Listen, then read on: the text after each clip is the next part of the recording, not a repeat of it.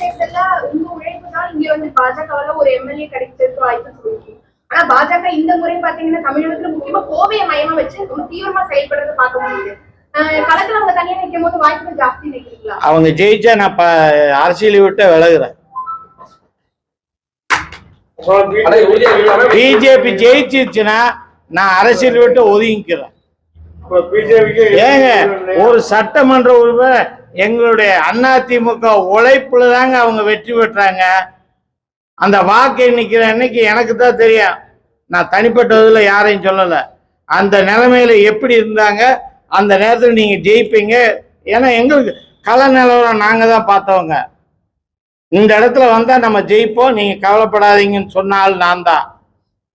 என்னுடைய சட்டமன்ற தொகுதி ஓட்டுன்றதை விட்டுட்டு அவங்க பக்கத்துல தான் நான் போய் நின்னேன்.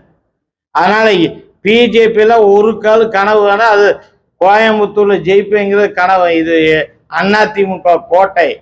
தமிழகத்தில அதிமுக கோட்டை எதுனா நாங்க கொங்கு பெல்ட்ல இவங்க ஜெயிக்கிறதுன்னா என்ன அதிசயம்? ஒரு அதிசயம் நடக்காது. அவங்க நினைக்கிற என்ன மகாராஷ்டிரா ஒண்ணு வேணாம். உங்களால டெல்லியில ஒரு அசைவிக்க முடிஞ்சதா? உங்களுடைய பித்தலாட்டத்தை சுப்ரீம் கோர்ட் தோல் உரிச்சு காட்டிட்டான். அது மாதிரி எங்களை நினைச்சிருக்காங்களா? ஒட்டியை மாத்துறீங்க, சீல் போட்ட பேப்பரை மாத்துறீங்க, அதுக்குள்ள 3 கவுன்சிலர் விலை கொடுத்து பேசுறீங்க. இப்படிப்பட்ட கட்சி அதிமுகவை பார்த்து எம்எல்ஏ வர்றாரு, செகண்ட் லீடர் வர்றாரு. ஒரு லீடர் வர மாட்டாங்க. பஞ்சு மிட்டாய்க்கு மாண்புமிகு நம்ம யாரு புதுச்சேரி கவர்னர் தமிழிசை தங்கமாட்டி தடை உத்தரவு போட்டதில் அந்த தடை உத்தரவு இங்கே தமிழ்நாட்டு வர்றதுக்குள்ள ஏதாவது பஞ்சு மிட்டாய் கொடுத்து ஏதாவது எம்எல்ஏ பார்க்கலாம்னு தேடிட்டு இருக்காங்க. இங்கே பஞ்சு மிட்டாய்க்கு வழி இல்லை, ஒரு டீ கூட வழி இல்லாம போவாங்களுடைய அதிமுக தொண்டனை அவர்கள் அசைத்து கூட பார்க்க முடியாது. இது தைரியமா நாங்க சொல்றோம். ஒட்டு இல்லையா?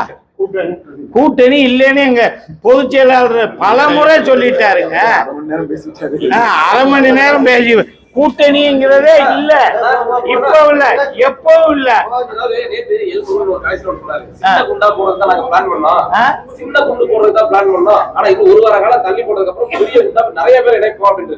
அதான் இதுக்கு என்ன பதில் சொல்றாங்க?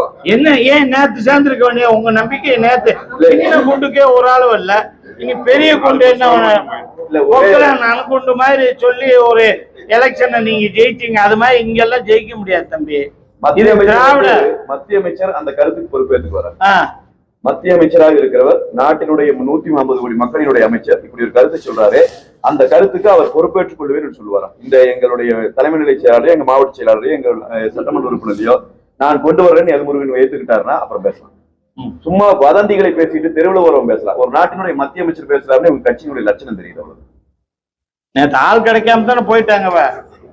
பொட்டி படுக்கையில எடுத்து பல்லடத்தை போயிட்டாங்க. நீங்க அப்படியே டெல்லிக்கு போயிட வேண்டியதுதான்.